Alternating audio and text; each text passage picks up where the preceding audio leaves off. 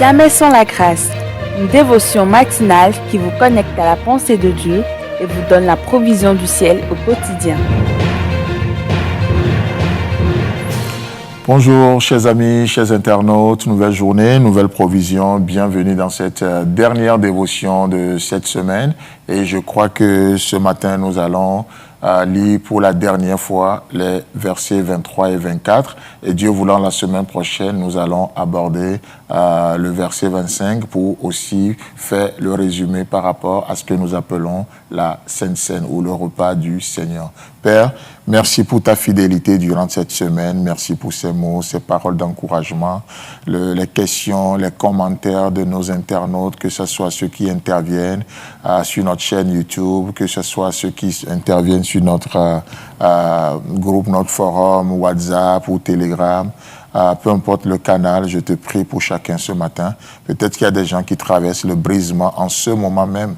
Seigneur, tu sais le but que tu veux atteindre dans leur vie. Merci de faire du bien au nom puissant de Jésus-Christ. Amen. Amen. 1 Corinthiens chapitre 11, versets 23 et 24. « Car j'ai reçu du Seigneur ce que je vous ai enseigné. C'est que le Seigneur Jésus, dans la nuit où il fut livré, prit du pain, et après avoir rendu grâce, le rompit et dit, « Ceci est mon corps qui est rompu pour vous. Faites ceci en mémoire de moi. » Amen. Vous savez, hier, nous parlons toute la semaine d'ailleurs, on a parlé du brisement. Combien c'est important, mais combien le brisement ne demandera même pas votre avis avant de venir. Vous n'avez même pas besoin de l'inviter. Non, et tout seul, il vient. Il a votre adresse, ne vous inquiétez pas. Il sait comment vous retrouver.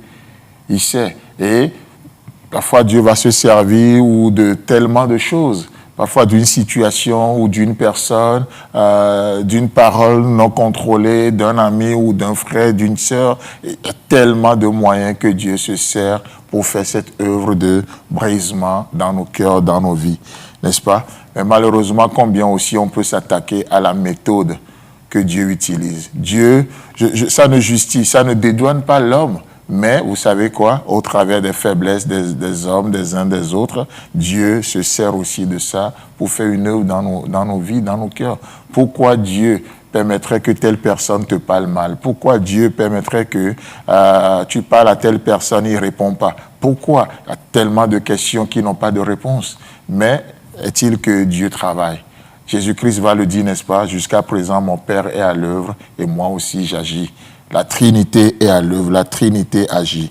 Vous savez, pour donner une image ce matin, pour illustrer ce que je suis en train de dire, vous savez, quelle est la différence, d'après vous, quelle est la différence entre le fait d'être enterré et être semé? Quelle est la différence entre le fait d'être enterré et le fait d'être semé? Vous savez, en termes d'action, on ne voit pas la différence. C'est presque la même action qui est menée.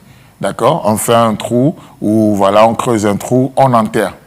Mais cette même action qui est faite pour enterrer ressemble aussi à quelque chose, au fait de semer. Si vous avez, vous aimez l'agriculture comme moi, vous devez savoir aussi que pour faire de l'agriculture, on creuse.